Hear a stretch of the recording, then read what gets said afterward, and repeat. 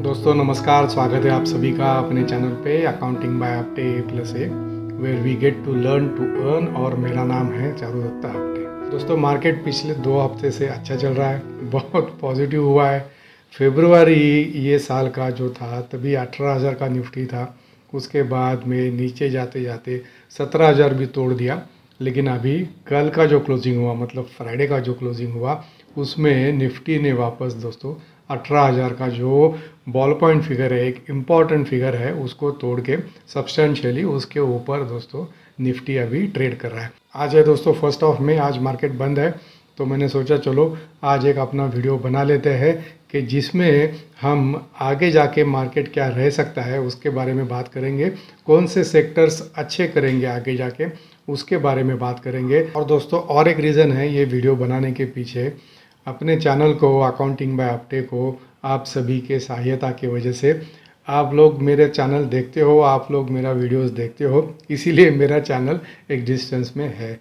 तो अभी अपने चैनल को 1 साल पूरा हुआ, तो ये 1 साल में रादर पिछले दिसंबर तक हमने कौन से कंपनीज का एनालिसिस किया और वो वीडियो हमने अपने चैनल पे देखा, तो कितने कंपनीज के बारे में हमने एनालिसिस किया और उसमें से कौन से कंपनीज में कितना कितना परसेंटेज का गेन हुआ, अगर गेन हुआ है तो, और अगर लॉस हुआ है तो कितने कंपनीज में लॉस हुआ है दोस्तों, इसका भी हम एनालिसिस करेंगे। दोस्तों आपको मालूम है मैं ऑलमोस्ट 1 महीना बाहर था, तो मार्केट से मैं थोड़ा दूर था, तो दोस्तों तभी मुझे सोचने का बहुत टाइम मिला अबाउट स्टॉक मार्केट और ऑल्सो अबाउट आवर चैनल। तो दोस्तों तभी ये सोचने के टाइम ये ख्याल मेरे दिमाग में आया कि मैं ये वीडियोस बनाता हूँ, कंपनीज़ का एनालिसिस करता हूँ और अपलोड करता हूँ।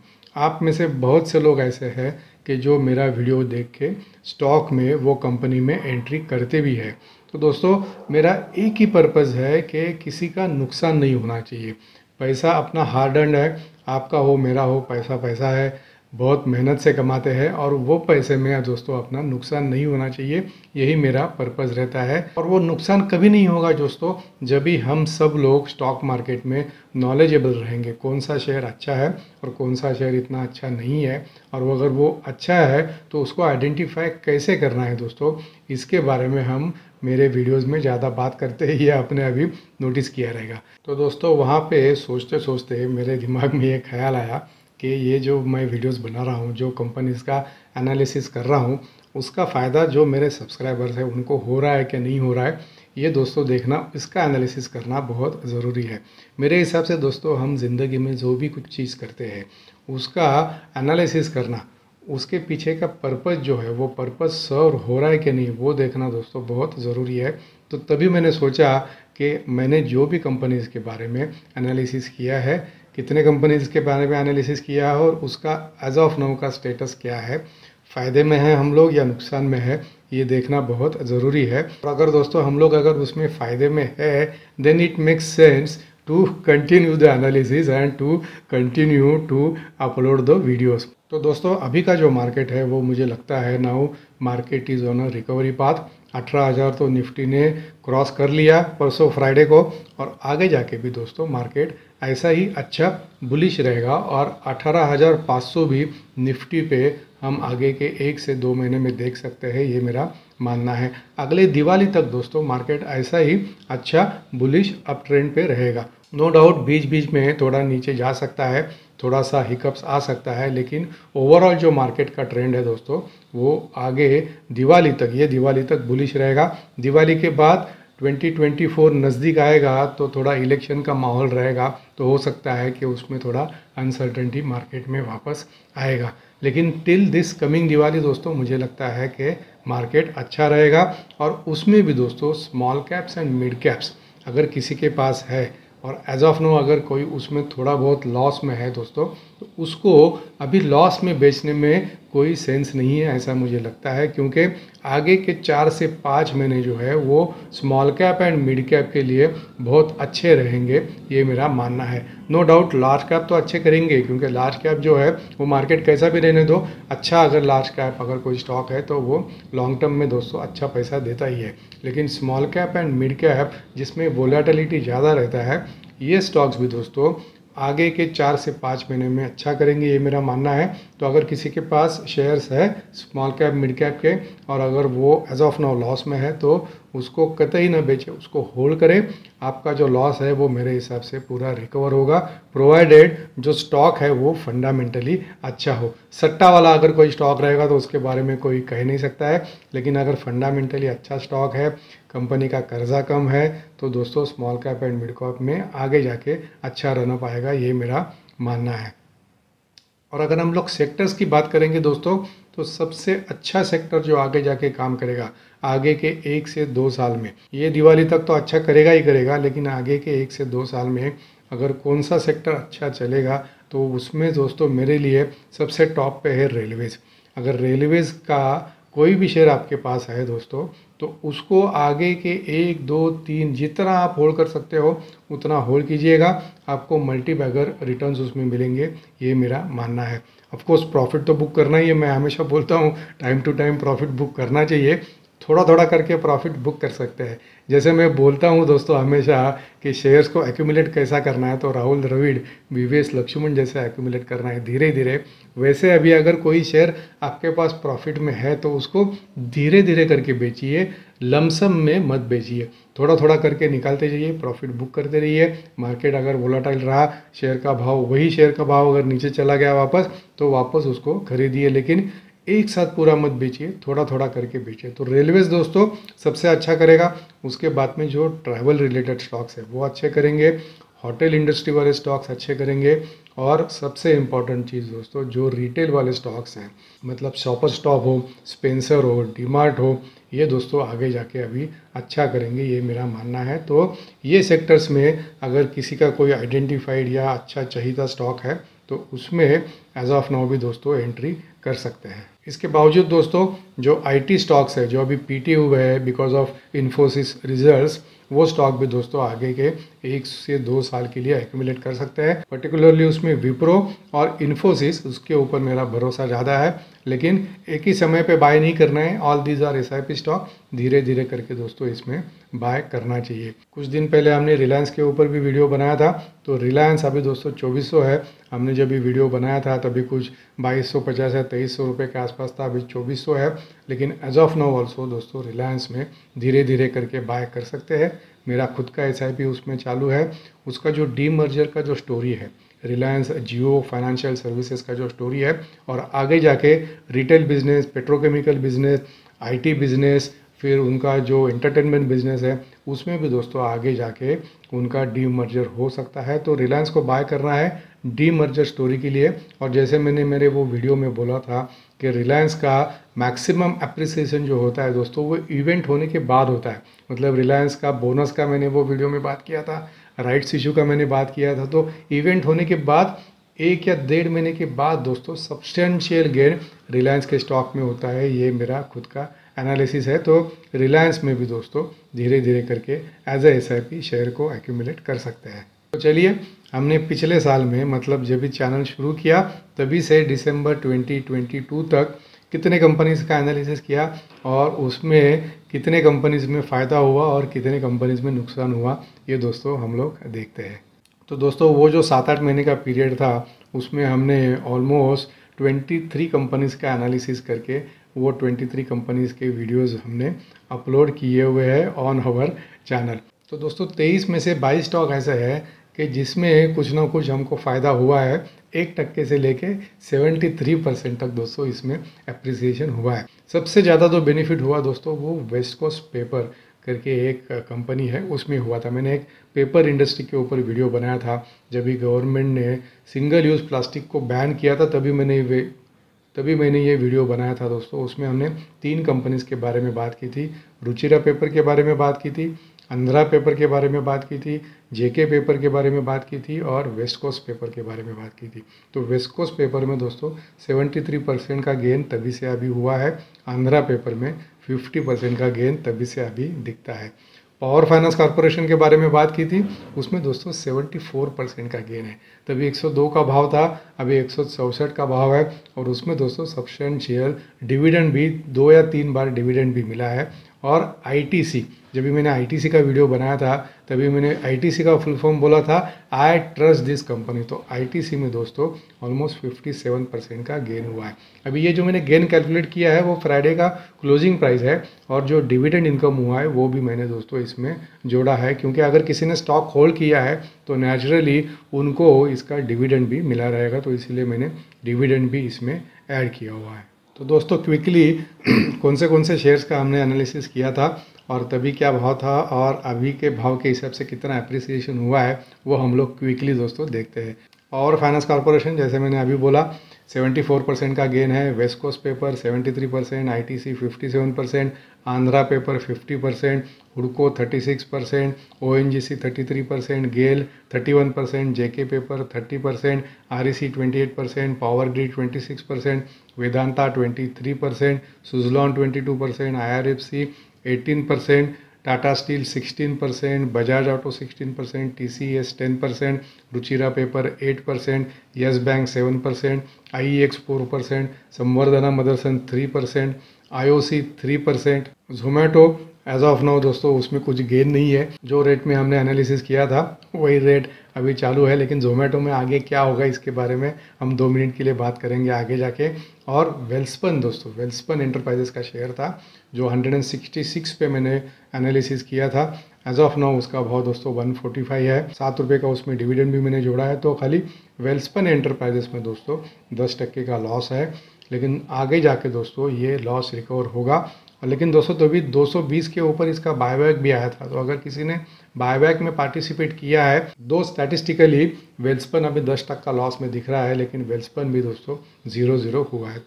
तो दोस्तों विथ लॉट ऑफ सेटिस्फैक्शन मैं ये बोल सकता हूँ कि हमने जितने भी स्टॉक्स का एनालिसिस किया वो सभी स्टॉक दोस्तों एज ऑफ नाउ प्रॉफिट में है, और कुछ स्टॉक उसमें से दोस्तों सब्सटेंशियल प्रॉफिट में है। जैसा मैंने बोला दोस्तों, out of total stocks 16 stocks ऐसे हैं जिसमें 10% के ऊपर हमको रिटर्न मिला है, 10 स्टॉक ऐसे हैं जिसमें 25% के ऊपर हमको रिटर्न मिला है, और 4 स्टॉक ऐसे हैं जिसमें 50% के ऊपर हमको रिटर्न मिला है। तो दोस्तों आप में से भी अगर किसी ने ये 23 कंपनीज में से अगर किसी कंपनी में इन्वेस्टमेंट किया है, मेरा एनालिसिस देखने के बाद अगर किया है और अगर उसका बेनिफिट आपको हुआ है, तो मुझे ये वीडियो के कमेंट बॉक्स में दोस्तों कमेंट करके सिर्फ इतना बताना कि फ़ायदा हुआ या नहीं हुआ। अगर फ़ायदा हुआ है दोस्तों तो उसका सबसे ज़्यादा सेटिस्फैक्शन मुझे मिलेगा, क्योंकि दोस्तों स्टॉक मार्केट में बहुत से लोगों का पैसा जाता है, और मेरा बेसिक पर्पज़ ये मेरा चैनल शुरू करने के पीछे और ये एनालिसिस करने के पीछे यही है कि किसी का भी नुकसान नहीं होना चाहिए। फ़ायदा कम हुआ तो भी चलेगा, लेकिन नुकसान नहीं होना चाहिए, क्योंकि ये अपना हार्ड अर्न मनी है। पैसा आपका हो मेरा हो, ये हार्ड अर्न मनी है, तो उसमें नुकसान नहीं होना चाहिए। और हम सब लोगों का दोस्तों शेयर मार्केट के बारे में नॉलेज बढ़ना चाहिए, क्योंकि मैक्सिमम रिटर्न जो पॉसिबल है वो स्टॉक मार्केट में ही पॉसिबल है। तो दोस्तों अभी एक 2-3 मिनट में बात करते हैं कि हमने जितने स्टॉक्स के बारे में बात की वो स्टॉक्स में जिसमें ज़्यादा फ़ायदा हुआ क्यों हुआ, कम हुआ क्यों कम हुआ, और जिसमें नहीं हुआ है उसमें आगे जाके क्या होगा। तो दोस्तों सबसे ज़्यादा फ़ायदा जो हुआ वो ITC और पेपर इंडस्ट्री को हुआ। पेपर इंडस्ट्री को तभी भी मैंने बोला था सिंगल यूज़ प्लास्टिक बैन। तो दोस्तों धीरे धीरे करके पेपर के जो स्टॉक्स है उनका आगे जाके भी दोस्तों अप्रिसिएशन अच्छा होने वाला है, क्योंकि आगे जाके भी ये जो प्लास्टिक का बैन है उसका सब्सटेंशियल बेनिफिट पेपर इंडस्ट्री को मिलने वाला है। तो पेपर इंडस्ट्री में अगर आगे जाके कुछ समझो डिक्लाइन आता है तो उसमें इन्वेस्टमेंट धीरे धीरे करके कर सकते हैं। ITC का तभी मैंने बोला था डीमर्जर स्टोरी है। ITC का होटल बिजनेस है, ITC का F&B बिजनेस है, ITC का होम केयर बिजनेस है, ITC का IT बिजनेस है। तो ये सब बिजनेस में दोस्तों आगे जाके डीमर्जर होगा, और लोगों को सेफ स्टॉक चाहिए। तो दोस्तों ये गिरते हुए मार्केट में जो लो बीटा स्टॉक है, अभी बीटा का मतलब आपको मालूम है, अगर मालूम है तो मुझे कमेंट करके ज़रूर बताना बीटा का क्या मतलब है, क्योंकि बहुत से वीडियो में हमने ये हाई बीटा और लो बीटा की बात की हुई है। तो मुझे भी मालूम पड़ेगा कि आप मेरा वीडियो कितना ध्यान से देखते हैं। तो बीटा का कमेंट मुझे आप बीटा का मतलब क्या है, ये कमेंट आप मुझे वीडियो के कमेंट बॉक्स में ज़रूर बताएगा। तो लोगों को दोस्तों लो बीटा स्टॉक चाहिए तो आईटीसी ऐसा ही एक low beta stock, high dividend paying stock है, जिसमें बैंक इंटरेस्ट जो है उससे आसपास या कभी तो उससे भी ज़्यादा का रिटर्न मिलता है। तो ITC always a safe haven stock है, इसीलिए दोस्तों आईटीसी में इन्वेस्टमेंट कंटिन्यू किया लोगों ने। ये इसका ओनरशिप दोस्तों बहुत कम लोगों के पास था, तो एफआईआईज और डीआईआईज और जो अपना लोकल म्यूचुअल फंड्स है उन्होंने इसमें अपना स्टेक बढ़ाया हुआ है, इसीलिए आईटीसी 260 से 414 रुपये के आसपास आया है। आगे जाके भी दोस्तों इसमें अच्छा अप्रिसिएशन होगा। ये लेवल पे भी अगर किसी को बाय कर रहा है, धीरे धीरे करके थोड़ा थोड़ा क्वांटिटी में इसको एक्यूमुलेट कर रहा है, आगे जाके भी इसमें दोस्तों अच्छा बेनिफिट होगा, ये मेरा मानना है। अभी आते हैं जोमेटो के ऊपर। मैंने जब भी एनालिसिस किया था तभी 64, 65 या 66 का भाव था, अभी भी वही भाव है। बीच में नीचे ज़रूर चला गया था लेकिन अभी वापस रिकवर हुआ है। लेकिन आगे जाके दोस्तों अभी ये जो न्यू एज कंपनीज़ है उनके ऊपर स्टॉक मार्केट का फोकस वापस आया है। पेटीएम हो या और कोई कंपनी हो या अपना जोमेटो हो, उसमें स्टॉक मार्केट का फोकस वापस आया है। और ये जो दोस्तों जोमेटो है, आगे जाके अभी वर्ल्ड कप जो है क्रिकेट का वो इंडिया में होने वाला है, तो तभी जोमेटो के जो ऑर्डर्स है दोस्तों वो एक्सपोनेंशियल बढ़ने वाले हैं और उसका बेनिफिट दोस्तों जोमेटो को बहुत अच्छी तरीके से होगा, ये मेरा मानना है। तो डिक्लाइन में उसको थोड़ा थोड़ा क्वांटिटी में ऐड कर सकते हैं, लेकिन थोड़े थोड़े क्वांटिटी में करिए, एक ही साथ इसको बाय मत कीजिए, धीरे धीरे करके बाय कीजिए, होल्ड कीजिए आगे से 6 से 1 साल तक। और दोस्तों मुझे लगता है कि ये वापस 75 to 85 के बीच में इसका ट्रेडिंग होगा बाय नेक्स्ट वर्ल्ड कप। संवर्धना मदरसन, इसमें दोस्तों 3% का ही गेन हुआ है एज ऑफ नो। जब भी मैंने रिकमेंड किया था और अभी तभी कुछ भाव 68, 69 के आसपास था, अभी 73 रुपीज़ है। लेकिन ये शेयर भी दोस्तों आगे जाके अच्छा करने वाला है। आपने टाटा मोटर्स में ऑब्जर्व किया रहेगा, 3-4 दिन में ही ऑलमोस्ट 25 to 30% का अप मूव हुआ। अशोक लेलैंड पिछला हफ्ता अच्छा बढ़ा है। तो all automobile stocks are doing well as of now. तो ये जो ऑटोमोबाइल स्टॉक्स के लिए जो कंपोनेंट सप्लायर है दोस्तों, उसमें ये जो ऑटोमोबाइल का जो बूम है उसका जो इफेक्ट है वो थोड़े टाइम के बाद आता है, उसमें थोड़ा लैग रहता है। तो दोस्तों अभी ऑटोमोबाइल कंपनीज में तो मोमेंटम आ गया, लेकिन आगे जाके 15 दिन, 1 महीना, 2 महीने में दोस्तों ये जो संवर्धना मदरसन जैसे जो कंपनीज है जो ऑटोमोबाइल कंपनीज को सप्लाईज करते हैं, उनमें दोस्तों एक अप मूव डेफिनेटली आएगा। तो किसी के पास संवर्धना मदरसन है, होल्ड कीजिए और थोड़ा थोड़ा करके अगर डिक्लाइन वापस आया 70 के नीचे, इसको वापस थोड़ा थोड़ा क्वांटिटी में एक्यूमुलेट कर सकते हैं।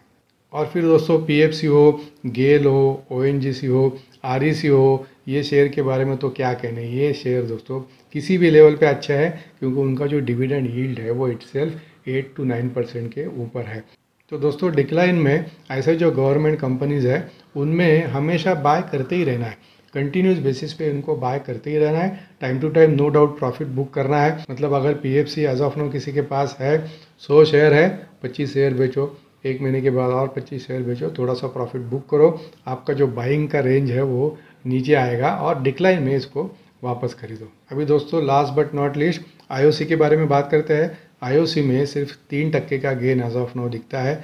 आईओसी ने डिविडेंड भी नहीं दिया, उसका रीज़न मालूम है दोस्तों, इंटरनेशनली क्रूड ऑयल प्राइसेस बहुत ऊपर थे, लेकिन अपने यहाँ पे डोमेस्टिक मार्केट में क्रूड की जो कीमतें हैं उसमें बढ़ोतरी नहीं हुई थी। लेकिन पिछले 6 महीना 1 साल में दोस्तों इंडिया का जो इम्पोर्ट है वो गल्फ़ कंट्रीज से ज़्यादा अभी रशिया से इम्पोर्ट हो रहा है at a very reasonable competitive lower rate. तो इसका बेनिफिट दोस्तों अभी आईओसी हो, हिंदुस्तान पेट्रोलियम हो या बीपीसीएल हो, ये कंपनी में दिखने वाला है। और अभी हमने चेन्नई पेट्रो के पिछले हफ्ते रिजल्ट्स आए देखे, substantial improvement in the profit.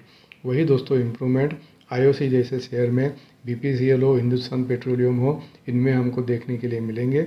अगर आईओसी किसी के पास अभी है, होल्ड कीजिए, बेचो मत, नीचे अगर गया तो और इसको ऐड कीजिएगा।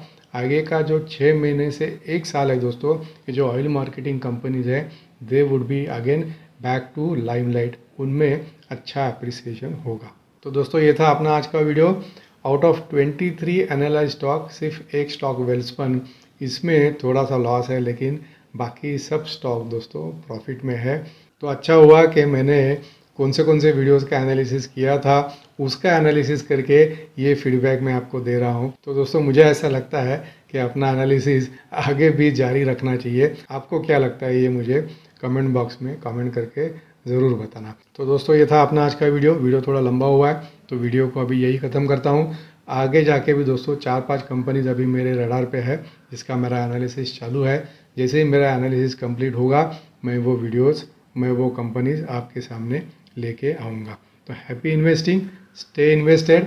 आगे के 6 महीने दोस्तों स्टॉक मार्केट के लिए अच्छे रहने वाले हैं। स्मॉल कैप, मिड कैप अगर आप में से किसी के पास है होल्ड कीजिए, अच्छा उसमें बेनिफिट मिलेगा। और अगर रेलवेज़ के कोई शेयर है, कोई भी स्टॉक होने दो आपका पसंदीदा, उसको बिल्कुल न बेचिएगा, उसको होल्ड कीजिए आगे के 2 साल के लिए। So thank you very much for your time. See you in next video.